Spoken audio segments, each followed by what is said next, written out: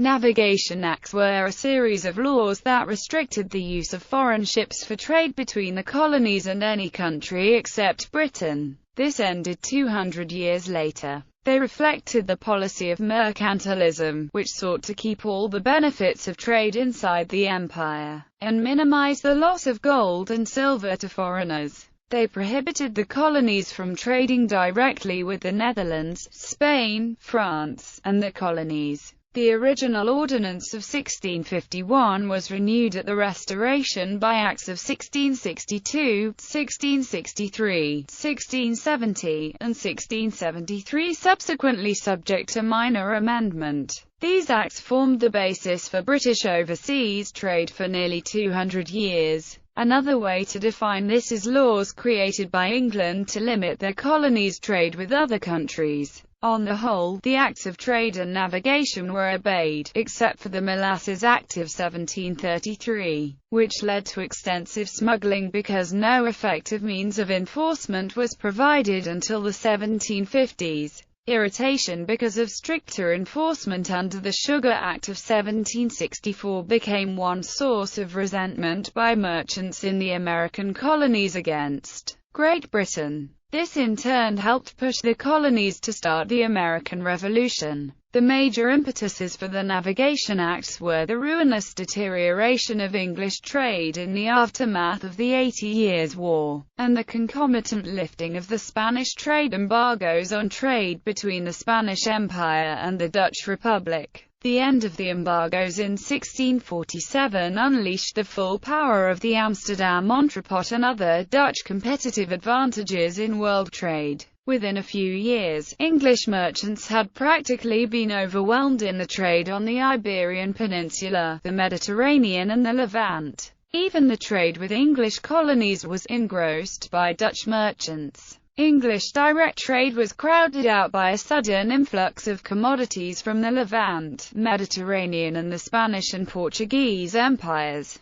and the West Indies via the Dutch entrepot, carried in Dutch ships and for Dutch account. The obvious solution seemed to be to seal off the English and Scottish markets to these unwanted imports. The precedent was the Act the Greenland Company had obtained from Parliament in 1645 prohibiting the import of whale products into England, except in ships owned by that company. This principle was now generalized. In 1648 the Levant Company petitioned Parliament for the prohibition of imports of Turkish goods, from Holland and other places but directly from the places of their growth. Baltic traders added their voices to this chorus. In 1650 the Standing Council for Trade and the Council of State of the Commonwealth prepared a general policy designed to impede the flow of Mediterranean and colonial commodities via Holland and Zeeland into England. Navigation Ordinance 1651. The Navigation Act Bill was passed on 9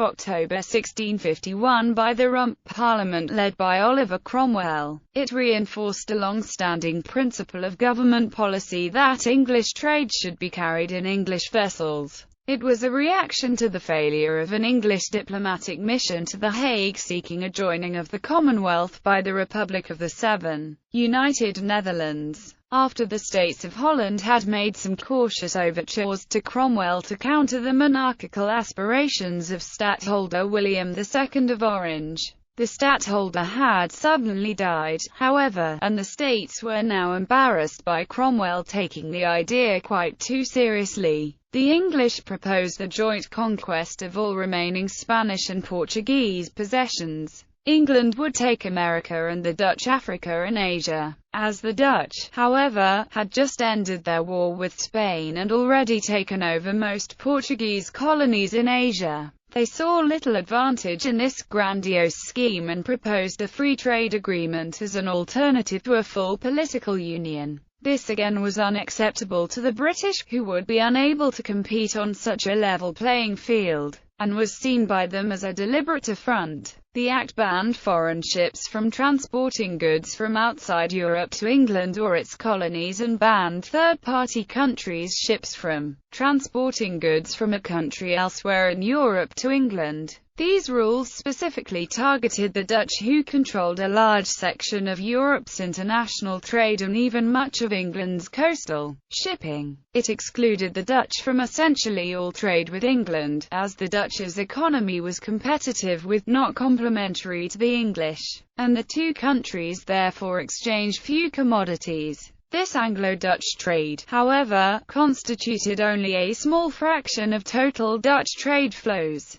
The Act is often mentioned as a major cause of the First Anglo-Dutch War, though it was only part of a larger British policy to engage in war after the negotiations had failed. The English naval victories in 1653 showed the supremacy of the Commonwealth Navy in home waters. However, farther afield the Dutch predominated and were able to close down English commerce in the Baltic and the Mediterranean. Both countries held each other in a stifling embrace. The Treaty of Westminster ended the impasse. The Dutch failed to have the Act repealed or amended, but it seems to have had relatively little influence on their trade. The Act offered England only limited solace. It could not limit the deterioration of England's overseas trading position, except in the cases where England herself was the principal consumer, like the Canaries wine trade and the trade in Puyan olive oil. In the trade with the West Indies, the Dutch kept up a flourishing smuggling trade, thanks to the preference of English planters for Dutch import goods and the better deal the Dutch offered in the sugar trade.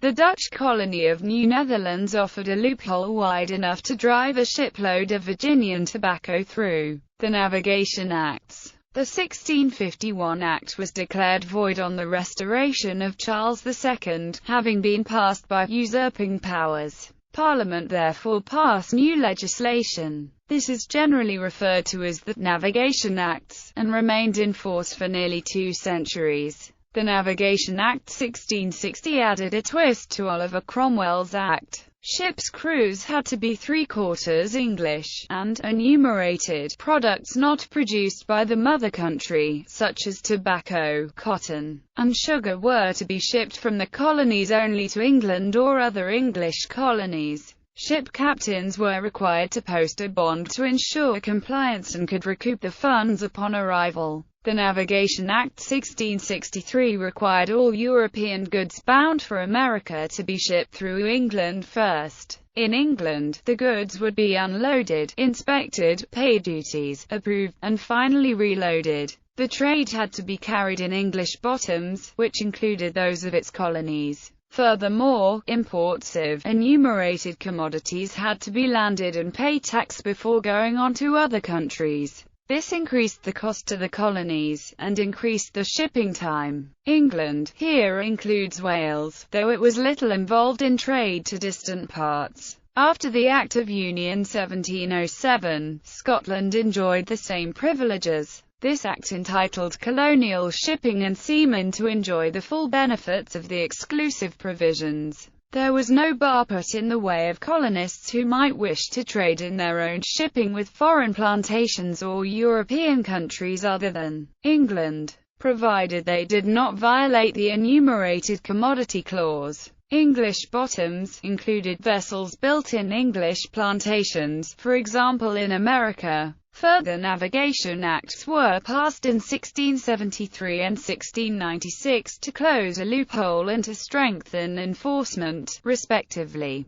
The acts were in full force for a short time only. After the Second Anglo-Dutch War, which ended disastrously for England, the Dutch obtained the right to ship commodities produced in their German hinterland to England as if these were Dutch goods. Even more importantly, England conceded the principle of free ship, free good, which provided freedom from molestation by the Royal Navy of Dutch shipping on the high seas in wars in which the Dutch Republic was neutral. This more or less gave the Dutch freedom to conduct their smuggling unhindered as long as they were not caught red-handed in territorial waters controlled by England. These provisions were reconfirmed in the Treaty of Westminster after the Third Anglo-Dutch War. Molasses Act 1733. The 1733 Molasses Act levied heavy duties on the trade of sugar from the French West Indies to the American colonies. forcing the colonists to buy the more expensive sugar from the British West Indies instead. The law was widely flouted, but efforts by the British to prevent smuggling created hostility and contributed to the American Revolution. The Molasses Act was the first of the Sugar Acts.